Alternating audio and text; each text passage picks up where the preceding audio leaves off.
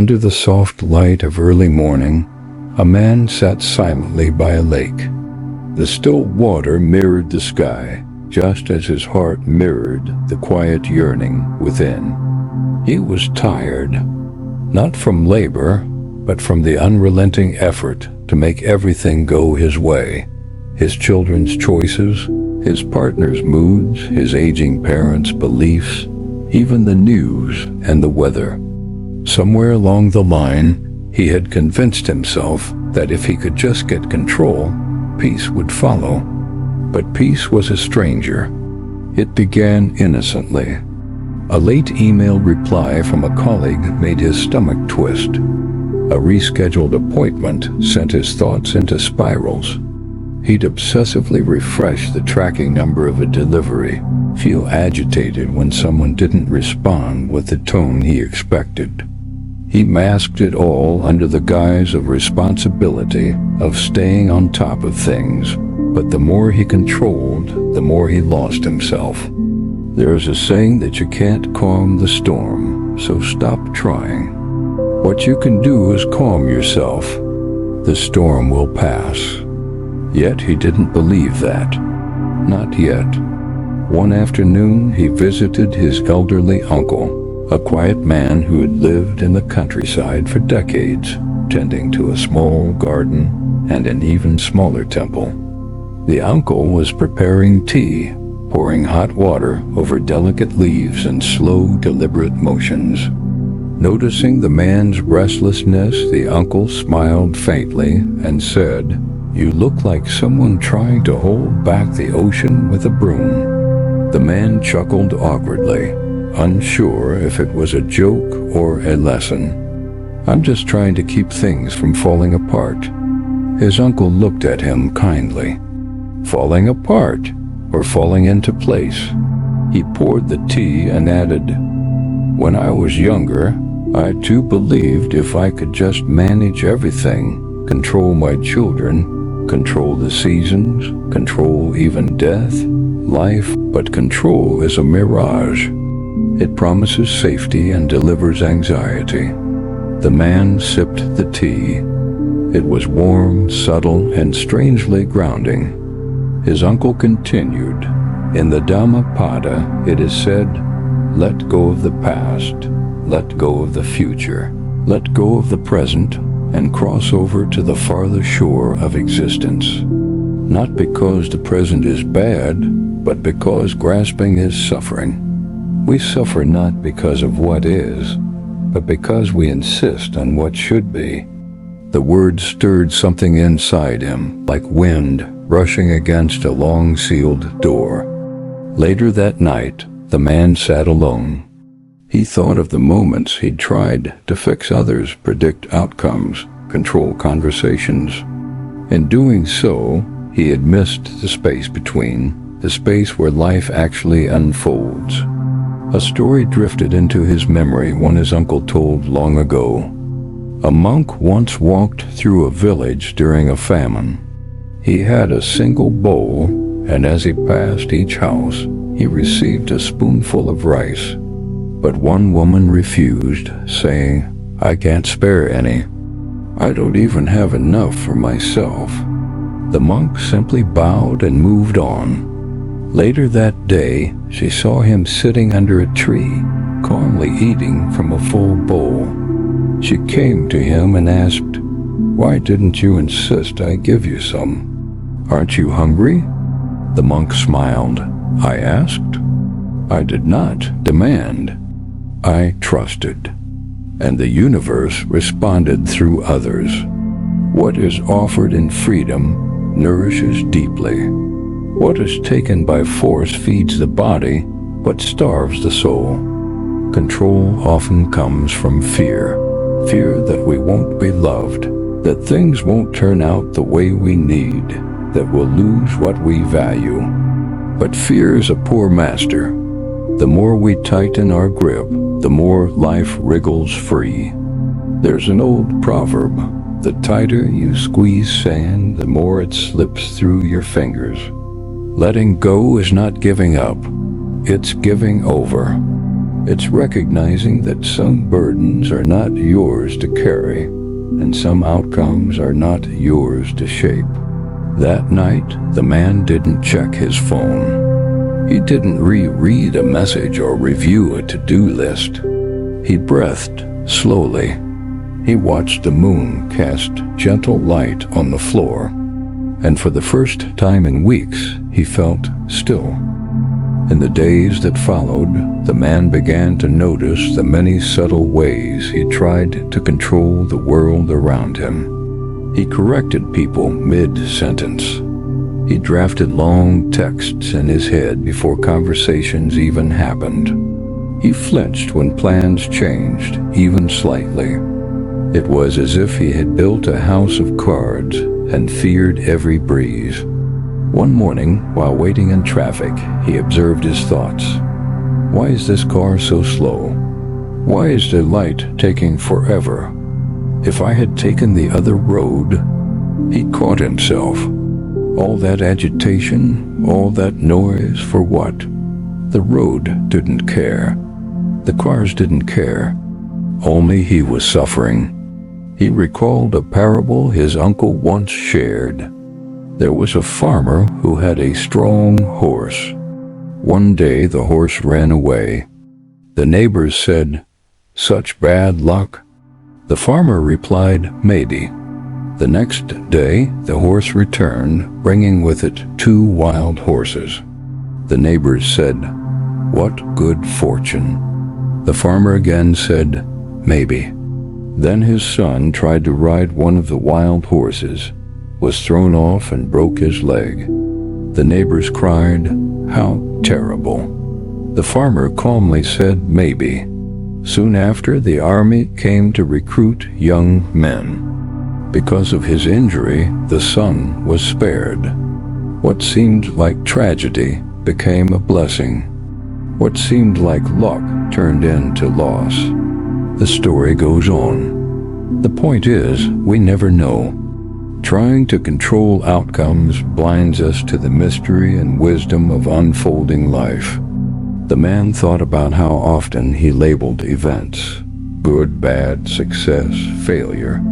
He had been playing judge and jury, trying to make sense of life through the narrow lens of preference. But truth doesn't always arrive dressed in certainty. He found comfort in another teaching. Desire is the root of suffering. Not desire as in dreams or hopes, but the kind that insists, that demands life be other than it is. The desire to control is one of its most seductive forms. We want people to change, events to unfold in our favor, time to obey our will. But what if peace comes not from dominion, but from communion? He began practicing a small ritual. Each morning, before opening his phone or beginning his day, he sat for 5 minutes, just breathing, just watching. Sometimes thoughts would storm in, things to fix, to plan, to worry over, but he didn't chase them. He let them pass like clouds. In these silent minutes, something curious happened. He started seeing his life differently. His partner's impatience, a mirror of his own. His colleagues' forgetfulness, a reminder that everyone is carrying burdens unseen. His aging father's stubbornness, a man's fight against his fading independence. He was still tempted to step in, to correct, to push. But now he paused. He asked himself, "Is this mine to hold?" Often the answer was no. He remembered a line, "You can't stop the waves, but you can learn to surf." Control tries to stop the waves. Wisdom learns to ride them. One evening, he was helping his daughter with homework. She was frustrated, not getting the answer right. His old instinct rose, to intervene, to fix, to take over. But instead, he simply sat beside her, quietly supportive. Eventually, she figured it out on her own and beamed with pride. He realized It's not always about removing the struggle. Sometimes it's about being a calm presence in the storm for others and for ourselves. The more he practiced this, the more space he felt inside. Not emptiness, but spaciousness, like a deep breath, like a sky unburdened by clouds. And in this space he found peace. Not the kind that comes when everything is perfect, but the kind that remains even when everything is not. There came a day when he found himself in a familiar conflict, a disagreement with his brother over how to care for their mother, who had begun to forget things, to repeat herself, to drift in and out of clarity. The brother wanted to hire help. He didn't. He believed he should be able to handle it. After all, wasn't that what a good son would do? But beneath the argument was fear. Fear of losing his mother. Fear of failing her. And deeper still, a quiet voice that said, if you let go of control, you're letting go of love. He carried that thought into his meditation. It sat there, heavy and unyielding, until something softened. Letting go is not abandoning. Letting go is trusting that love is not proven by control, but expressed in presence and listening, in care that flows freely, not forcefully. He thought again of the Buddha's teaching on the second arrow. The first arrow is the pain life brings. The second arrow is the suffering we create, our resistance, our stories, our grasping.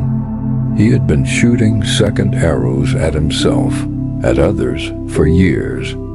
It wasn't that control never had value. Structure, planning, discipline, they had their place. But when they became walls instead of doors, when they cut him off from the flow of life rather than helping him move through it, they turned from tools into chains. That evening, he called his brother and said, let's talk again. I think we're both trying to do what's best. Maybe there's a middle path. The conversation was still messy.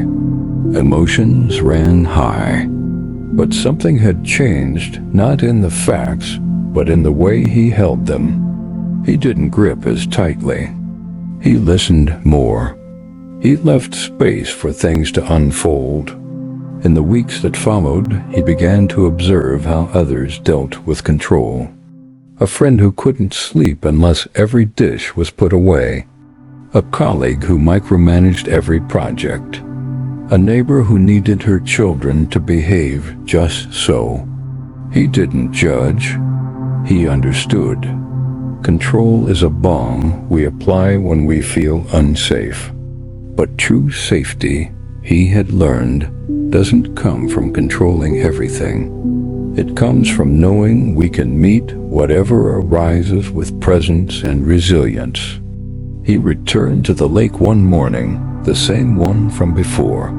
The water was still, a mirror once again. He sat down, not seeking answers this time, but simply being. A bird landed nearby.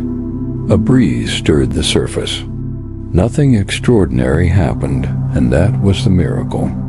He had spent so much of his life reaching for peace by building fences, setting rules, tightening his grip. And yet, peace had arrived only when he opened his hands. He thought of another story, of a monk who carried a heavy bag through a forest. He met a traveler who asked, "Why don't you put the bag down?" The monk smiled. I didn't realize I was still holding it." So often, we don't even know what we carry, but awareness is the first step. Suffering doesn't always need fixing. Sometimes it needs witnessing, and control doesn't always soothe. Sometimes it strangles. As the sun climbed, the man stood, stretched, and walked on. Lighter, not because the world had changed, but because he had. In the quiet of an early afternoon, The man sat on a park bench, watching children play in the distance. Their laughter rang like bells, effortless and free. He noticed how they argued, forgave, and moved on in the span of minutes. No grudges, no elaborate strategies, just presence pure and open. He smiled. When had he last felt that light? When had life become a schedule to be managed instead of an experience to be lived? A breeze passed, rustling the leaves above. He leaned back, closed his eyes, and remembered a moment from years ago, a conversation with a mentor during his college days. He had been stressing over his career path, worrying whether he was making the right moves, taking the right steps. The mentor, an older woman with a gentle voice and fierce clarity, had said, "You don't build a life like a tower. You grow it like a tree. A tree bends with the wind. A tree doesn't control the sun." He hadn't understood it then. He was too eager to succeed, to craft a perfect life. But now he felt the truth of it. His attempts to control had not made his life stronger, only more brittle. At work, he had tried to control every outcome, double-check every decision, predict every variable. It had drained him. It had alienated others. And when things still went wrong, as they inevitably did, he blamed himself even harder. One day, during a difficult project, he stayed late at the office to fix a colleague's portion of the work. The colleague found out. Hurt and frustrated, she confronted him. "You didn't trust me," she said. "You assumed I'd fail." It stung, not because it wasn't true, but because it revealed something deeper. His need to control came from a lack of trust, not just in others, but in life itself. He remembered the Buddha's image of the raft. Teachings, even wisdom, are tools to cross the river. But once across, you don't keep carrying the raft. Letting go doesn't mean betrayal. It means knowing when something has served its purpose. Control had once served him. It had helped him organize, survive, even succeed. But now it was weighing him down, like a suit of armor in a peaceful garden. That weekend, he tried something new. He let his son plan their outing. Normally, he'd map the route, check the weather, pack supplies. But this time, he said, "You choose." They ended up getting lost, a little sunburned, and completely off schedule. But also, they laughed. They found a stream to wade through. They shared silence in the shade of an old tree. And when they finally got home, tired and muddy, the man realized the day had unfolded more beautifully than he could have planned. He began to see that life, like music, was not about controlling every note, but allowing space for pauses, rhythm, improvisation. Too much control strangles the melody. Too little, and it falls apart. But just enough with presence, it sings. Another teaching came to him. When you realize nothing is lacking, the whole world belongs to you.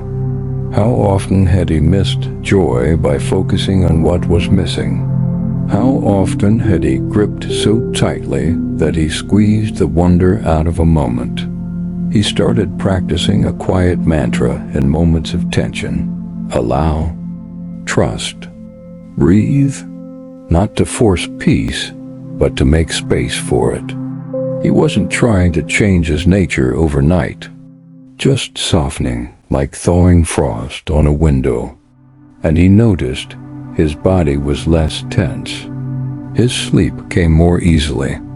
Even his relationships felt more spacious. By stepping back, he invited others to step in. His partner, once wary of his overbearing ways, now smiled more often. His child, once reactive to correction, began sharing more freely. It was as if his letting go created a ripple of safety. Control had promised security, but delivered distance. Letting go offered no guarantees, only connection.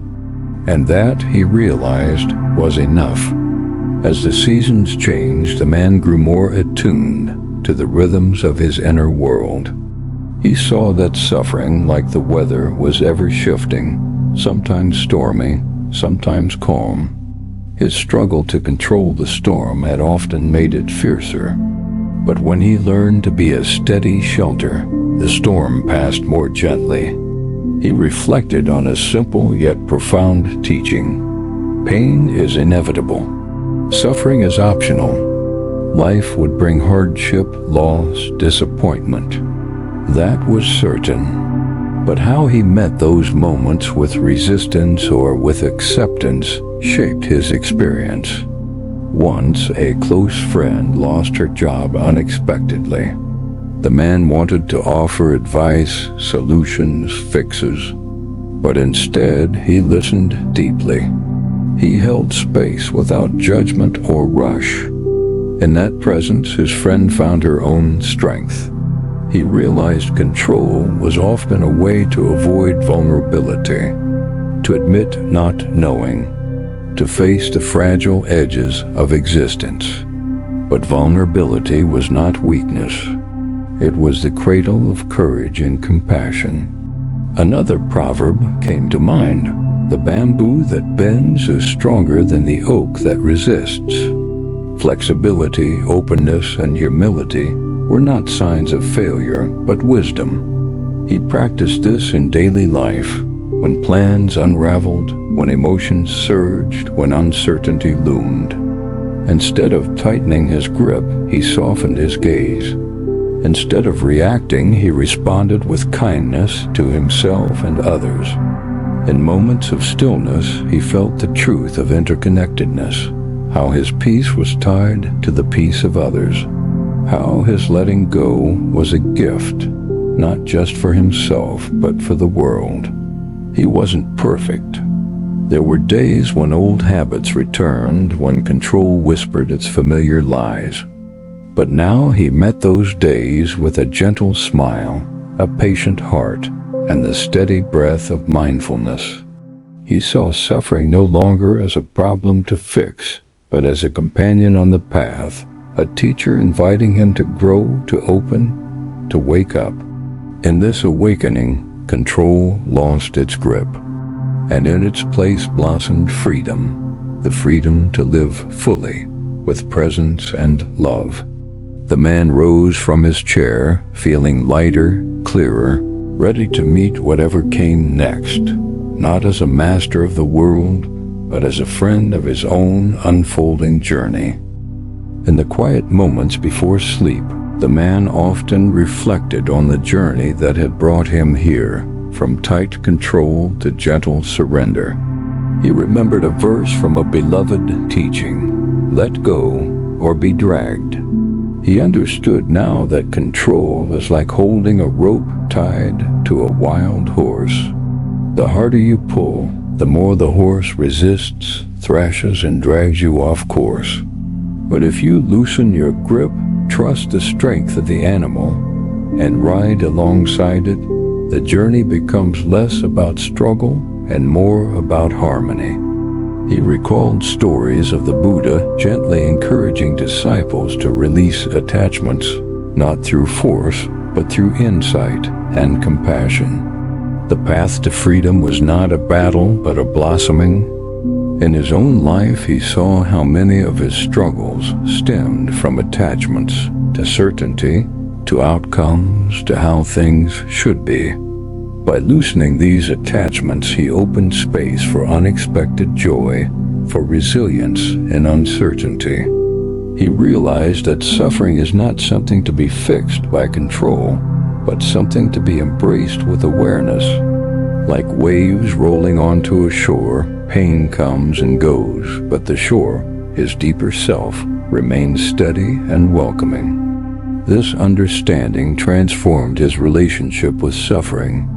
It was no longer an enemy, but a guide pointing him towards deeper wisdom. In the end, the man found that letting go of control was not giving up, but giving in to the flow of life, to the present moment, to the vastness beyond his small self. He closed his eyes, breathed deeply, and smiled. And with that smile, peace settled like a gentle rain, nourishing the garden of his soul. This journey, woven through moments of struggle and surrender, reveals a timeless truth. Control, though tempting, cannot fix suffering. Instead, it is in releasing our grasp, embracing uncertainty, and meeting life with open hearts that we find freedom. May this understanding be a gentle guide for all who listen, a quiet reminder that peace is always within reach, not through domination, but through acceptance. And so with each breath we move forward, not by forcing the river to change its course, but by learning to flow with it.